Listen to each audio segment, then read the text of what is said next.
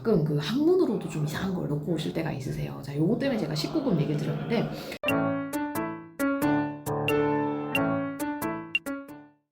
네, 여러분 안녕하세요. 오늘은 이물질 내시경에 대해서 알아보겠습니다. 오늘 내용은 19금 내용이 있어요. 그래서 만 19세 미만 구독자분들은 오늘은 나가주세요. 죄송해요. 자, 이물질 내시경은 우리가 결국 뭔가 사람이 잘못 먹거나 몸 안에 들어왔을 때 그걸 내시경적으로 제거를 하는 걸 뜻합니다. 생각보다 사람은 희한한 것들을 많이 드시고 오세요. 처음 소화기내과 의사를 할 때는 아니 이런 거를 정상인이 먹고 와? 라고 생각했었는데, 요새 이제 뭐 동전, 틀니, 건전지, 바둑돌, 뭐 이쑤시개 이 정도는 놀라지도 않아요. 그냥 정상인들도 깜빡깜빡 하다가 좀 드시는 경우 많이 있습니다. 그리고 특히 뭐 새벽이라든지 아니면 주말 이럴 때는 밤에 술자리가 있잖아요. 그러니까 정상에서는 아마 안 드셨을 것 같은데 약간 술도 취하고 안주 때문에 먹다가 많이들 아파하면서 오시는데, 각종 생선뼈, 그 다음에 조개 껍질 이런 게 엄청 많습니다. 특히 저는 홍합 껍질 너무너무 증오합니다. 아니 홍합 껍질을 왜 그렇게 깨져가지고 날카롭게, 그것도 환자분들 목에 끼워가지고 아프게 하는 거예요. 그러니까 보기만 해도 아파요. 막 피나고 있고. 그리고 생선뼈 중에서는 여러분 이렇게 쪼깃한 그런 뼈만 생각하시죠? 우럭 머리뼈 알죠? 이렇게 넓적하게 생긴 것들. 생각보다 그런 넓적한 머리뼈들이 많이 걸리는 편입니다. 그리고 닭발. 애완견들도 닭발 때문에 걸려서 많이 죽는다고 하잖아요. 사람도 마찬가지로 큰 닭발 말고 작은 닭발 제대로 안 씹고 그냥 이렇게 넘기다 보면 닭발이 정말 생각보다 날카롭게 식도에 박혀있는 경우가 있습니다. 그리고 또 회 드시고 나셔서 너무 아프다 하면서 가끔 오시는 분들이 있어서 뭐 이물질이 있나 하면서 들어가 보면 의외로 가시 이런 건 아니고 고래회충 아시죠? 그런 기생충들이 위에 붙어서 환자를 열심히 아프게 하는 걸 볼 수 있습니다. 그럴 때는 그렇게 고래회충만 빼내고 나면은 정말 마법처럼 환자분들의 통증이 없어지는 걸 볼 수가 있어요. 자, 근데 이제 여기까지 얘기 드린 거는 그냥 흔히들 겪는 증상인 것 같고요. 많이 보는 이물질인 것 같고, 제가 간혹 좀 깜짝깜짝 놀라는 이물질은 여러분 생각보다 약 껍질을 많이 드시고 오셔요. 우리 타이레놀 같은 거 그냥 먹는 게 아니라 이렇게 한번 그 알루미늄 까고 그 다음에 약을 먹어야 되는데 그 알루미늄 째로 드시고 오세요. 안 까고.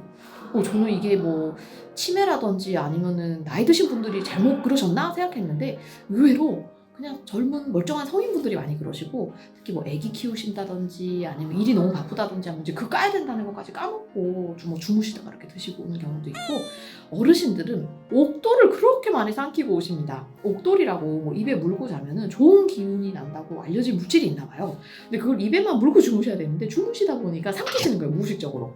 근데 문제는 옥돌은 굉장히 미끄럽고 둥글둥글해요. 이물질 내시경 들어갔을 때 뭐가 어디가 잡혀야 이걸 이렇게 잡고 나올 수가 있는데, 아니 이게 잡히지가 않는 거예요. 둥글둥글하고 그 다음에 미끄러우니까. 그래서 네트라고 하는 전문 도구를 이용해야만 제거를 할 수가 있어서 참 좀 문제가 됩니다.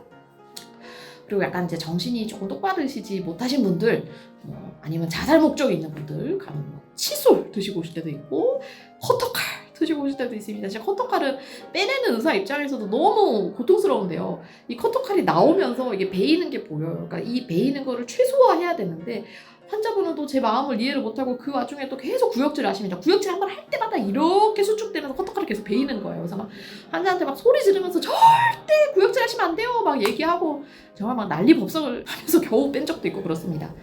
자, 그 다음에 여기까지 얘기 드린 건 이제 상부 내시경, 위나 아니면 십이지장이고요. 가끔 그 항문으로도 좀 이상한 걸 놓고 오실 때가 있으세요. 자, 요거 때문에 제가 19금 얘기를 드렸는데, 예전에 어떤 환자분이 낚싯지 있잖아요. 되게 큰 거, 진짜 한 20cm 정도 되는 거, 둥그런 낚싯지를 항문에 놓고 오신 거예요. 그래서 아니 이거를 왜 놓고 오셨어요? 라고 얘기를 했더니, 자기가 치질이 좀 있다고 주변 친구들한테 얘기했더니 한 친구가 그랬대요. 야, 그 낚싯지 그 항문에 넣어놓으면 그 치질 없어져 라고 얘기해서 그 친구 말씀을 듣고 낚싯지를 넣어놓으신 거예요. 근데 문제, 낚싯지가 항문에서 이렇게 빠지게 해야 되는데 위로 올라가 버린 거죠. 그러니까 손으로 이렇게 도 안 빠지니까 이제 오셨고 진짜 겨우 제거했어요. 그래서 환자분한테 그런 저기 친구의 잘못된 조언 듣지 않으시는 게 좋겠다 얘기해드린 적 있고, 아무튼 이런 이물질 내시경은 잘 제거가 되면 의사 입장에서도 그렇고 환자 입장에서도 해피한 케이스인데 천공을 무시를 할 수가 없습니다. 아예 처음 올 때부터 천공이 있는 경우가 있어요. 응급실에 오셨는데 CT나 엑스레이에서 아예 터진 게 보인다. 터진 게 이미 있으면 이건 내시경 대상이 아닙니다. 바로 이건 수술을 해야 되는 대상이고요.